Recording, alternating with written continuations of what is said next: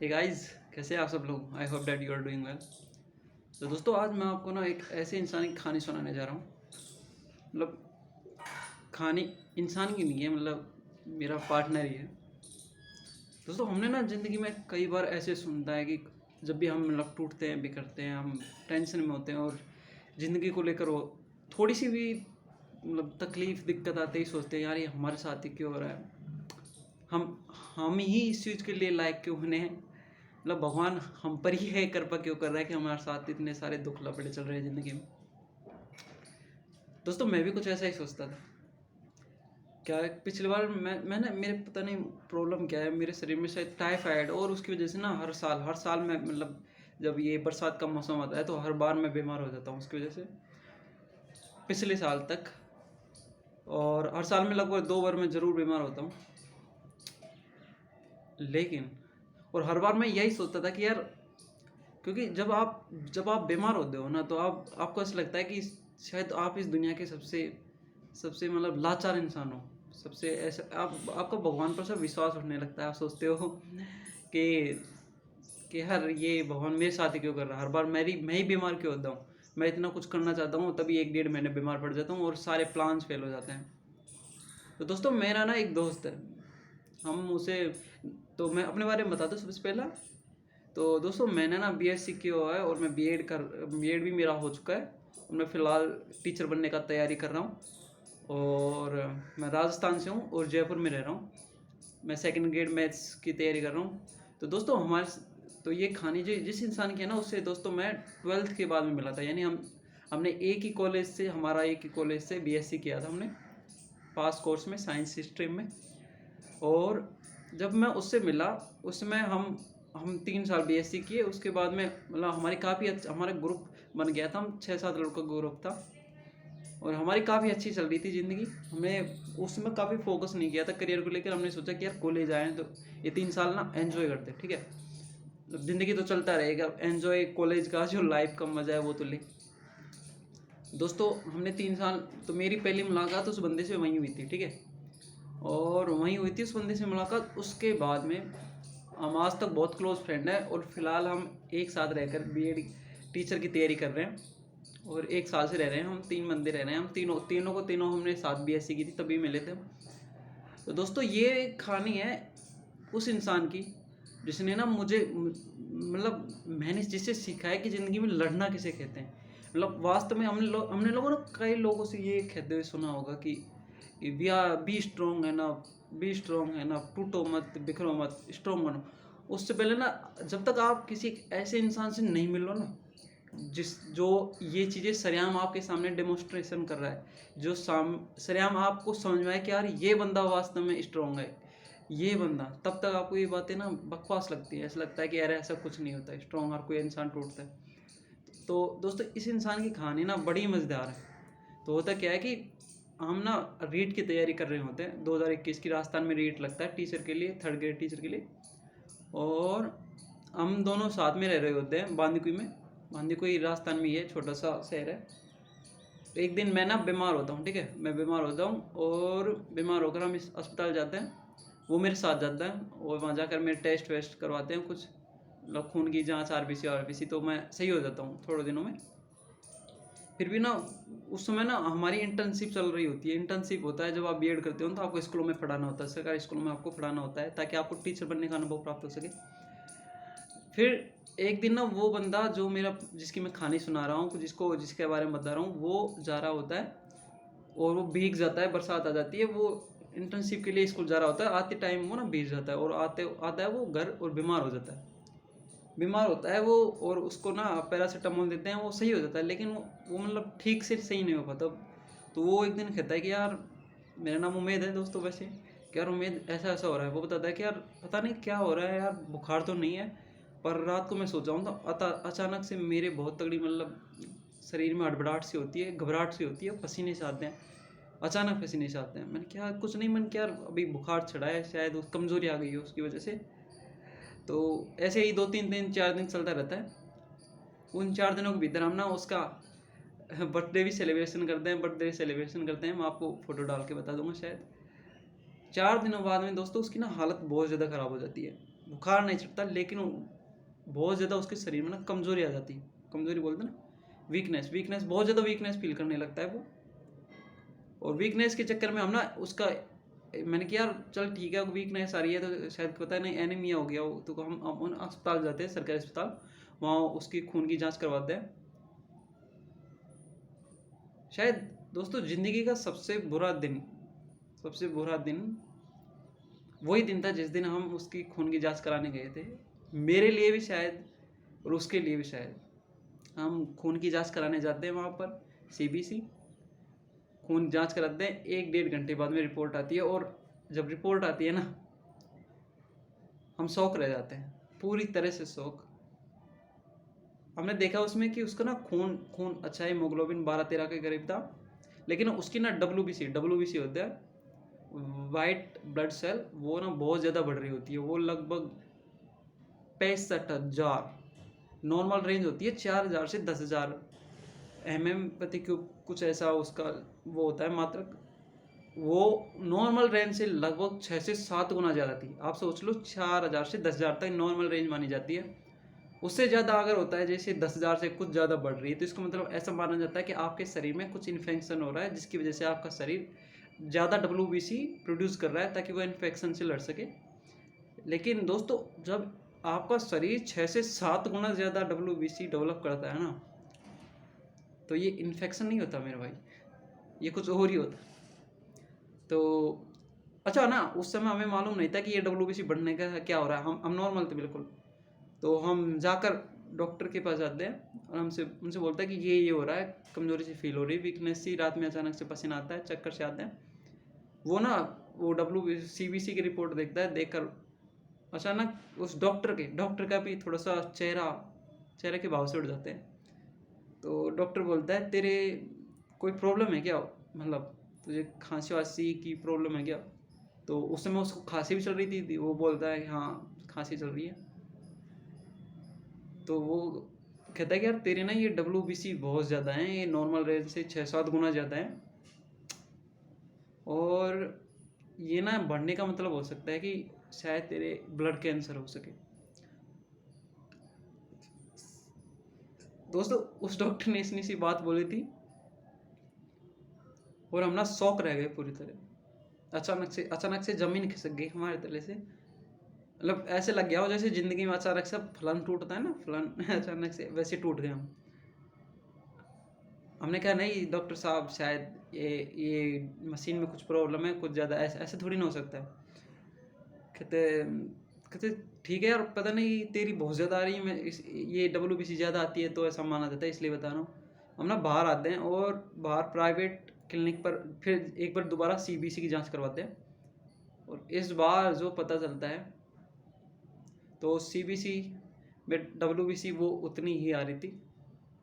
और इस बार private clinic वाला भी उसके ना उसके चक्के छूट जाते हैं भाई। वो बोलता है भाई तेरे ना बहुत बुरी जिंदगी चलने वाली शायद। फिर हम वापस उस प्राइवेट रिपोर्ट जो क्लिनिक की जांच कराई थी उसको लेकर जाते हैं। तो डॉक्टर देखता है कि यार देख, तुझे ना पॉजिटिव रहना है, अभी कह नहीं सकते कि ये यही है, पता नहीं कोई और भी रीज़न हो। इसके लिए हमें ना तुम्हें जांच करानी होगी, तो तुझे जयपुर जाना है और तुझे जांच करानी है। तो दोस्तों मैं आपको बता दूं जिन्हें नहीं मालूम, कि ब्लड कैंसर जांच होती है वो 16,000 के करीब होती है, और उसमें ना बोन मेरो होता है, उसमें से ना सैम्पलिंग ली जाती है। और वो हमारे जयपुर में उसकी ना कोई भी मशीन नहीं है जो WBC की, जो ब्लड कैंसर की जांच कर दे। तो यहाँ पर जो सैंपल होता है उसको ना पुणे पे भेजा जाता है, मुंबई महाराष्ट्र में पुणे, और वहाँ जाकर वो सैंपल से 8-10 दिन में रिपोर्ट आती है। और इसी बीच दोस्तों, ये बात है जो रीट एग्ज़ाम है उससे 8-10 दिन पहले की, हम तैयारी कर रहे हैं, इस बंदे को रीट का एग्ज़ाम देना है। उससे पहले इसको एक ऐसी बात पता चलती है जो शायद इंसान सुनकर ना, मतलब उम्मीद छोड़ दे। भाई साहब, ये बंदा जाता है, आता है, हम दोनों रूम पर आते हैं दोस्तों। मैं परेशान हूँ बिल्कुल, मतलब मायूस सा। मैं अपने रूम में आकर बैठ जाता हूँ, ये अपने रूम में आकर बैठ जाता है। थोड़ी देर बाद में जाता हूँ मैं इसके पास, तो ये भाई साहब पढ़ रहे होते हैं रीट के लिए। मैं इसके पास जाता हूँ और इसका नाम श्याम सुंदर है। मैं इसके पास जाता हूँ, मैं जाता हूँ तो मैं इसके लिए जाता हूँ कि यार ये कहीं टेंशन वेंशन तो नहीं कर रहा उस चीज़ की। मैं जाता हूँ उसके पास, तो मेरे ना संस्कृत में पढ़ रहा था उस समय, तो संस्कृत के नोट्स वो मेरे से पढ़ रहा था। उसने संस्कृत, आपको बता दो रीट में ना संस्कृत के 30 क्वेश्चन आते हैं। तो मैं जाता हूँ उसके पास, वो जाता है मुझसे पूछता है कि यार उम्मीद, यार ये समझा, ये स्वरक संधि पता नहीं कोई संधि थी, संधि 2-4 टॉपिक थे, कहते यार ये समझ नहीं आ रहे, पता नहीं क्या है। कहते मैंने अच्छी तरह से मैंने उसको समझाया। मैंने पहली बार एक ऐसे इंसान को देखा दोस्तों, जिसके बारे में मैंने जाना कि हाँ दुनिया में ऐसे लोग होते हैं जो स्ट्रोंग होते हैं, जिनको अगर कोई स्ट्रोंग होने का अगर कोई उदाहरण दे तो वो लोग फिट बैठ। उस बंदे के चेहरे पे बिल्कुल शिकन नहीं। हाँ थोड़ी बहुत तो टेंशन होती है, लेकिन उसने ना अपनी टेंशन को भारी नहीं होने दिया अपने ऊपर।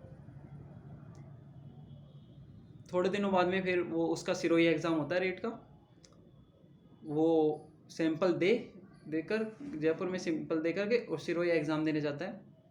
ठीक है, सिरोही एग्ज़ाम देने जाता है और देकर आ जाता है। हालांकि उसका एग्ज़ाम अच्छा गया था, लेकिन फिर वो रेट का एग्ज़ाम हमारा रद्द हो गया था। उसके कुछ दिनों बाद में 4-5 दिनों बाद में रिपोर्ट आती है और भाई साहब को CML करके कुछ ब्लड कैंसर का पता चलता है। ब्लड कैंसर भी दोस्तों 3-4 तरह के होते हैं, CML EML कुछ करके AML। तो उसको ना CML होता है। CML में क्या होता है कि आपके ना 2 जीन होते हैं, सी क्रोमोसोम्स बोलते हैं ना, क्रोमोसोम्स 2 टाइप के क्रोमोसोम होते हैं, मुझे ठीक से नहीं पता, वो काफ़ी पास आ जाते हैं। यानी वो क्रोमोसोम वो होते हैं जो WBC के प्रोडक्शन होता है ना, WBC को प्रोड्यूस, उसको कंट्रोल करते हैं। तो ऐसे होते हैं कि अगर वो ज़्यादा पास आ जाते हैं ना वो क्रोमोसोम, जीन्स बोलते हैं जिनको, तो शरीर डब्लू मेरो, जो बोन मेरो होता है हमारे यहाँ पर, ये अस्थि मज्जा, वो WBC ज़्यादा प्रोड्यूस करने लग जाता है। और जितने ज़्यादा WBC प्रोड्यूस करता है तो WBC क्या करते हैं, हमारी जो RBC होती है ना, रेड ब्लड सेल, उनको खाने लग जाती है वो, और जिससे शरीर में खून की कमी हो जाती है, थकान हो जाती है। और एक तरह से ऐसे कहे कि जैसे कैंसर होता है ना, उसमें कैंसर कोशिका बढ़ने लग जाती है, वैसे WBC बढ़ने लग जाती है, उसे ही ब्लड कैंसर कहते हैं। तो हमें पता चलता है कि इस बंदे को CML कैंसर है। CML में क्या होता है कि एक तो कैंसर होता है जिसमें WBC वहाँ से आ जाती है ब्लड में, और ब्लड के अंदर कैंसर फैलता है, यानी कि वो WBC और ब्लड में RBC होती है, उसको खाने लग जाती है। तो एक कैंसर तो वो टाइप का होता है जिसमें RBC कम होने लग जाती है WBC के साथ साथ। एक होता है CML, उसमें क्या होता है कि WBC ज़्यादा बढ़ने लगती है, लेकिन वो RBC होती है ना, वो उनको खाती नहीं है, ब्लड स्ट्रीम में उनको खाती नहीं है, वो वहाँ से RBC खुद कम प्रोड्यूस होने लगती है बजाय खून में। तो यानी WBC भी उसी रेट बहुत ज़्यादा बढ़ने लगती है, RBC थोड़ी कम रेट से बढ़ने लगती है। और ये जांच लगभग 18,000 की हुई थी। उसके बाद में हम जाते हैं बंदे के पास, मैं फ़ोन करता हूँ उसके बाद, मैंने की रिपोर्ट आ गई क्या? वो बोलते हाँ यार आ गई, आना तो। मैंने की क्या हुआ? कहते कुछ नहीं, ब्लड कैंसर है। मैं ना ये सुनकर शौक हो जाता हूँ। मैं सही बता रहा हूँ, मुझे 3-4 दिनों तक नींद नहीं आई थी।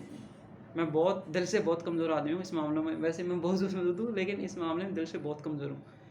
क्योंकि जिस बंदे के साथ ये हो रहा था ना यार, मैं मेरी ज़िंदगी की अगर इतने लोगों से मिला हूँ, मेरी 22-23 साल उम्र है, 22-23 साल की उम्र में आप जानते हो कोई इंसान कितने लोगों से मिल चुका होता है। अगर उनमें से टॉप 5 लोग मैं गिनूँ जो मेरी ज़िंदगी में, जिनको मैं मानता हूँ कि शायद इन लोगों में भगवान होने के गुण हो सकते हैं, इतने अच्छे इंसान, तो उनमें वो बंदा फर्स्ट नंबर पर आता है, फर्स्ट नंबर। और जब ऐसे इंसान के साथ ऐसा कुछ सिनेरियो होता है ना, तो रियलिटी में भगवान पर से ना विश्वास उड़ने लग जाता है। पूरी तरह ना आप टूट जाते हो। आप 1 मिनट में ऐसा लगता है कि यार भगवान है भी या नहीं, मतलब अगर ऐसे इंसान के साथ अगर ऐसा हो सकता है। और जब आप ऐसे लोगों को देखते हैं जो इतने बकवास होते हैं, दारू वारू पीते हैं, इतने सारे क्रिमिनल होते हैं, वो अत्याचार करते रहते हैं, पता नहीं क्या, और वो बहुत अच्छे होते हैं, बहुत ज़्यादा अच्छे होते हैं। और जो ऐसे इंसान जो जिनमें मतलब दूसरों के लिए इतनी ज़्यादा सिंपैथी होती है, जो इतने अच्छे होते हैं, जिनके अंदर इतने ज़्यादा अच्छे गुण होते हैं, और उनके साथ जब कुछ ऐसा होता है ना, तो भाई दिमाग दिल की सुने ना बंद कर देता है बिल्कुल। और मेरे साथ भी नहीं ये हुआ। उस दिन के बाद में मेरा ना भगवान पर से विश्वास ही उठ गया, बिल्कुल उठ गया भगवान पर से विश्वास। इसलिए नहीं कि भगवान होता है नहीं, ये अलग चीज़ है, इसलिए कि एक ऐसे इंसान के साथ अगर ऐसा हो सकता है तो भगवान कहाँ है फिर? नहीं, हमने तो सुना है कि अच्छे लोगों की भगवान दया मतलब वो करता है, अच्छे लोगों का क्या बोलते हैं उसको, हेल्प करता है, मदद करता है। और जब आप एक ऐसे इंसान से मिलते हो और उसके साथ ऐसा सिनेरियो होता है, ऐसी घटना होती है, तो भाई काय का है भगवान? नहीं। तो ये है कहानी दोस्तों। इस कहानी को हुए आज 1 साल हो गया, और आप यकीन नहीं मानेंगे, अगर कोई नॉर्मल इंसान जो ऐसा बोलते हैं ना, ये मोटिवेशनल आते हैं स्पीकर, ये बोलते हैं कि बी स्ट्रॉन्ग, स्ट्रॉन्ग है ना, एवरीथिंग इज इजी, सब आसान है, ये ना ऐसा इनके साथ ज़िंदगी में होना, ये टूट जाए भाई, ये ना घर से निकलना बंद कर दे, हर बार यही है मन में, अरे यार ये हो गया, ये हो गया मेरे साथ, ये मैं क्या होगा, मर जाऊंगा मैं ज़िंदगी में। ये बंदा ना चाहता था घर पे बैठ सकता था, अपनी ज़िंदगी में ना कोस सकता था ये कि ये सब मेरे साथ ही क्यों है, पर इस बंदे ना ये नहीं चुना। ये बंदा हमारे साथ ना फिलहाल रीट के साथ साथ बीएससी वो आरपीएससी सेकंड ग्रेड की तैयारी कर रहा है हमारे साथ, बिना एक पल उस ब्लड कैंसर को अपने ऊपर हावी होने के लिए। हालांकि वो जानता है जिस इंसान से लड़ रहा है, जिस जिस दैत्य से लड़ रहा है, मैं दैत्य कहना चाहूँगा कैंसर को, वो बहुत मुश्किल है, लेकिन वो ये भी जानता है कि अगर उसने उस दैत्य को खुद पर हावी होने दिया तो फिर खत्म है भाई। एक दिन मैंने उसे ना अपने ऊपर ये नहीं महसूस होने दिया कि यार ये बीमारी हो गई है मुझे, अब मेरा क्या होगा। हालांकि कई बार वो मासूम हो जाता है, after all is a human, और भावना यार किसी में होती है, पर ऐसा नहीं है कि यार ये मेरे साथ ही क्यों हो रहा है, ये नहीं। वो बंदा रोज़, अभी भी मैं यहाँ रूम पर ही रहता हूँ, वो लाइब्रेरी लगा रखी दोनों ने, तो वो लाइब्रेरी जाता है और अब आएगा लगभग 9 बजे तक, और सोएगा पढ़ेगा, सोएगा उठेगा पढ़ेगा, लाइब्रेरी जाएगा। ज़िंदगी में अगर कोई इंसान अगर मुझसे बोले कि आप किससे इंस्पिरेशन लेना चाहोगे मजबूत होने की, रियल मीनिंग ऑफ स्ट्रॉन्ग, तो वो बंदा एकमात्र है मेरी नज़रों में, श्याम सुंदर। ही इज़ द, कहते हैं ना कि जिस तरह से फुटबॉल में रोनाल्डो होता है, रोनाल्डो, कि वो हार नहीं मानता, कुछ भी हो अप्स एंड डाउन चलते, उसी तरह अगर ज़िंदगी का खिलाड़ी अगर कोई होते हैं तो ये होते हैं ब्लड कैंसर वाले लोग। ये बहुत ज़्यादा टफ होते हैं, इतने ज़्यादा टफ होते हैं, इतने ज़्यादा टफ होते हैं कि ये जो आनुवांशिकी का नियम है ना, डीएनए में चेंज की वजह से तो होता है ये सब कुछ, उस डीएनए के चेंज को तक हरा देते हैं लोग। जिस डीएनए में चेंज होने में लाखों साल लगते हैं ना, एक मैमल से हम इंसान बनने में लाखों साल लगे, किसकी वजह से? डीएनए में चेंज होने की वजह से। ये लोग 2 से 3 साल के भीतर अपनी मेंटल टफनेस के दम पर उस डीएनए चेंज को हरा देते हैं भाई साहब। इतनी ज़बरदस्त मेंटल टफनेस होती है कि ये आप सोच कर देखो यार कि किस लेवल की मेंटल टफनेस होती होगी इन लोगों में। ये हर वक्त अपने ऊपर ना मौत को ना ऐसे मौत इनके ऊपर ना बैठी रहती है, ऐसे बैठी रहती है माथे पर, और ये हर वक्त ना अपने हाथ को ऐसे लाकर ना मौत को गिराते रहते हैं, कभी ना ऊपर उसको बैठे तक नहीं रहने देते।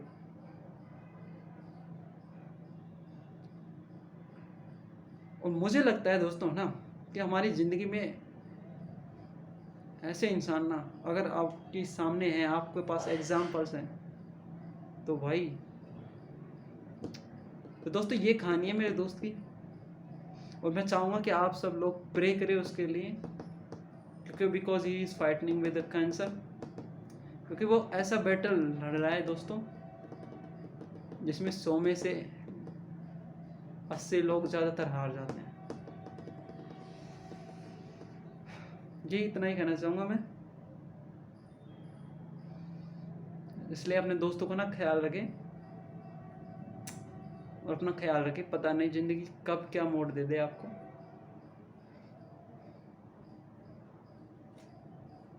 खैर मिलते हैं अगले वीडियो में, धन्यवाद।